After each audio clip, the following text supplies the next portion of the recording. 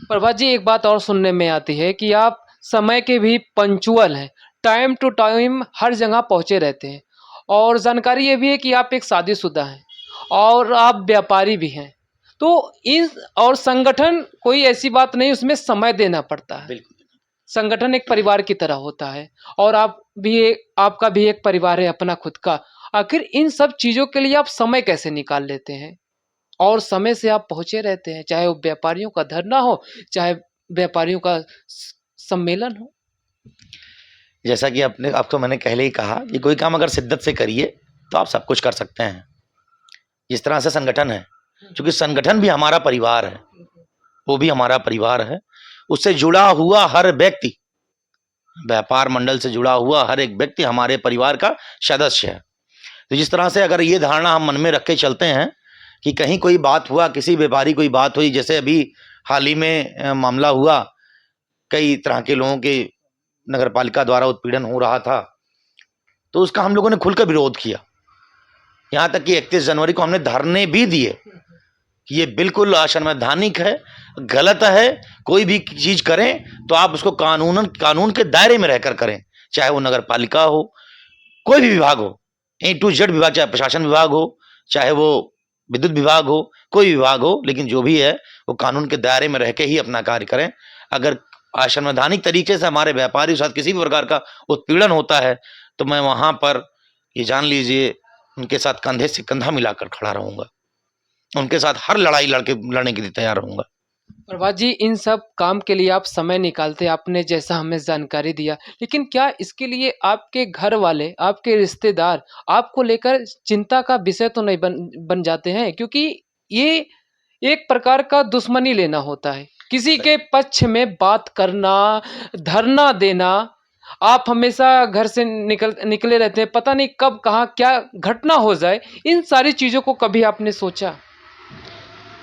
देखिए, मेरी एक आदत है, मैं निगेटिव चीजें नहीं सोचता, माइनस चीजें मैं सोचता ही नहीं। मैं पॉजिटिव चीजें सोचता हूं कि हाँ, ये करने से ये बेहतर होगा। अगर मेरे कुछ करने से समाज का दिशा बदल रहा है, अगर कुछ और अच्छा हो रहा है, तो ये बहुत सुंदर है, बहुत अच्छा है। तो नकारात्मक चीजें मैं सोचता ही नहीं, ना कभी कुछ ऐसा सोचता हूं कि कुछ ऐसा हो सकता है। ठीक है, भविष्य है, जब कोई आएगा तो उसका भी फेस करने का क्षमता है, वो भी फेस किया जाएगा। अभी हाल में ही आपने 31 जनवरी को धरना दिया है, उसका क्या रिस्पॉन्स निकला? हाँ, जो कि 31 जनवरी को हमने धरना दिया था, और उसमें ये था कि माननीय एसडीएम महोदय आए थे वहाँ पे, और हमारे धरने को जो है उन्होंने ज्ञापन दिया भी था। हमारी चीज़ों को उन्होंने सुना बखूबी, पूरी रूप से, जिसका वीडियो तो आपके पास होगा भी, मुझे लगता है। उन्होंने सारी बातों का हमें सांत्वना दी कि इस जो भी आपकी मांगे हैं नगर पालिका को लेकर, इसमें हम जल्द से जल्द पूरी कार्रवाई करवाएंगे। क्योंकि उन्होंने एक समय, एक अल्टीमेटम दिया है, हमें टाइमिंग दी है। उस समय के अंदर में अगर ये नहीं करते हैं, हमारी बातों को नहीं सुनते हैं, या नगर पालिका उचित कदम नहीं उठाती है, तो आप ये जानिए फिर नगर पालिका के खिलाफ इससे भी बड़े और व्यापक रूप से बड़े से बड़ी लड़ाई करने की रणनीति संगठन बनाएगा और लड़ाई लड़ेगा। जब तक कि हमारे व्यापारियों के हितों की बात नहीं होगी, हमारे बस्ती नगर पालिका की जनता के लिए हितों की बात नहीं होगी, जब तक नगर पालिका की कार्य प्रणाली सुदृढ़ नहीं होगी, तब तक।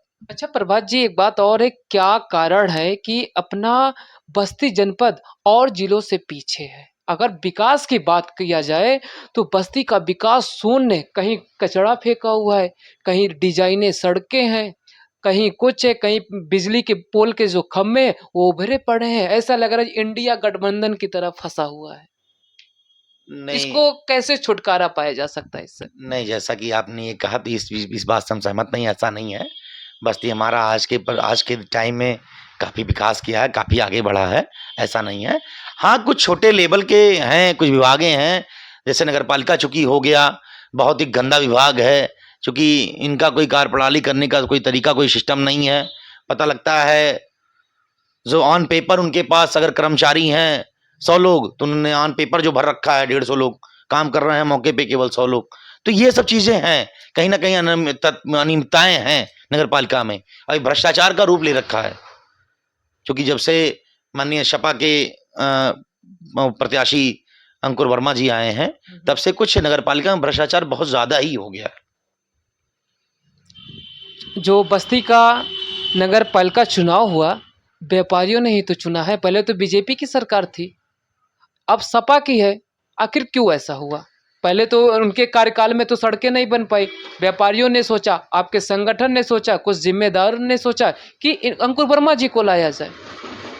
आखिर क्यों नहीं हो पा रहा है बस्ती का विकास? मैं भी काफी इस बात से बहुत दिन से मैं परेशान हूँ। देखिए, चूंकि जो आपने कहा ना, बदलाव, लोगों ने सोचा कि हमारे बीच का अपना भाई है, बेटा है, और हमारे बीच का व्यक्ति अगर है तो ये इस तरह से उनकी लोगों के प्रति व्यवहार और कहीं ना कहीं उनका एक लगाव था लोगों से, व्यापारियों से, जिन्होंने व्यापारियों के मन में एक विश्वास बनी कि हो सकता है अंकुर जी हम लोगों के लिए एक बढ़िया कार्य करके दिखाएं और इस बस्ती को वाकई जो नगर पालिका थी, नगर पालिका है, इसको एक नगर पालिका बनाएं।